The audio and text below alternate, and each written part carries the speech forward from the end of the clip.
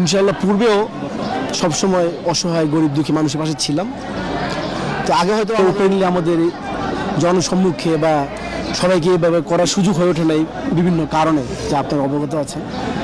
তো ইনশাআল্লাহ আমরা আশা করছি এই মুস্তাফিজুর রহমান ফাউন্ডেশনের পক্ষ থেকে আমাদের এই যে যাত্রা এটা অব্যাহত থাকবে ইনশাআল্লাহ। বাংলাদেশ সরকারের মাননীয় প্রধানমন্ত্রী জনাব তারেক রহমান যেভাবে সারা দেশে অসহায় দুস্থ গরিবের মানুষের পাশে দাঁড়াচ্ছেন, আমরা মূলত ওনাকে দেখে অনুপ্রাণিত হয়ে সহউদ্যোগে আমরা গরিব মানুষের পাশে দাঁড়ানোর চেষ্টা করছি ইনশাআল্লাহ। এটা জেলা, মহানগর, ঢাকা এবং বিভিন্ন কেউ সহযোগিতা চায়, আমরা সবসময় আমাদের সাধ্যমতো চেষ্টা করে সাহায্য করে কতজন? আমরা আশা করছি প্রাথমিকভাবে নারায়ণগঞ্জে যে 27টা ওয়ার্ড আছে সিটি কর্পোরেশনে, সবগুলো ওয়ার্ডে ইনশাআল্লাহ অসহায় দুস্থ মানুষের কাছে আমাদের খাদ্য পৌঁছাবে।